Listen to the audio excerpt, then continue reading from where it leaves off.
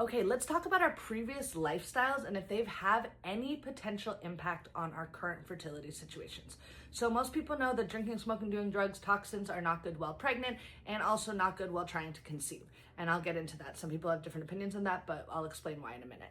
So if you meet me now, you are gonna be like, wow, that girl she's married, she stays home a lot. If she does go out, she goes to bed early, she doesn't drink, she doesn't smoke, she doesn't do drugs, she doesn't have any toxins, she doesn't eat gluten, she doesn't eat dairy, she's like the healthiest person that we know, no vices whatsoever. Now, if you talk to people that used to know me 4 years or any time before that, they would be like, she was wild. She lived in 7 countries in Latin America and the Caribbean by herself. She had purple hair, tattoos, fake nails, drinking, smoke, all the things.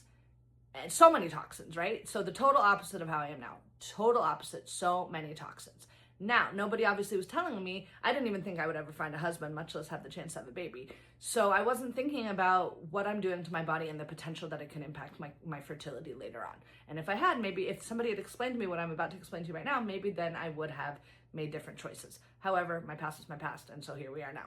So what our previous lifestyle, how can it actually affect our current fertility situation? So first of all, I want to say I've talked to many doctors about this, and only one seems to think that it actually could have caused any permanent damage, and most of the other ones don't think that it has. However, we will never know, right? So, but say it had. So what does previous lifestyles of alcohol, drinking, smoking, drugs, toxins, etc., do to our body, not eating healthy? What it can do is it can cause oxidative stress on our bodies, right? And so how we counteract that is obviously cutting out all the toxins and upping our antioxidants and things like that. It can cause inflammation in our bodies. We counteract that by obviously cutting out the toxins, eating anti-inflammatory, etc.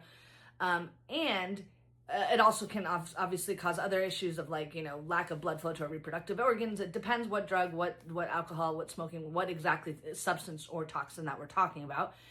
But overall, those are some of the impacts. So it can affect egg and sperm quality. What it can also do is it can actually cause DNA damage to your eggs. So our biggest problem is me and my husband's biggest problem is getting chromosomally normal embryos, right? So that means, and I'm 41, so there's no way to know, because at age 41, most of my eggs are already chromosomally abnormal. So there's no way to know if it's just due to my age or if it's due to my previous smoking and things that actually cause permanent DNA damage to my eggs. And that is, DNA damage to your eggs is really hard to reverse. And so if there was DNA damage, it would mean that when the chromosomes are trying to split, they're not gonna split to 46 like they need to, because there's actually permanent damage to the DNA of my eggs.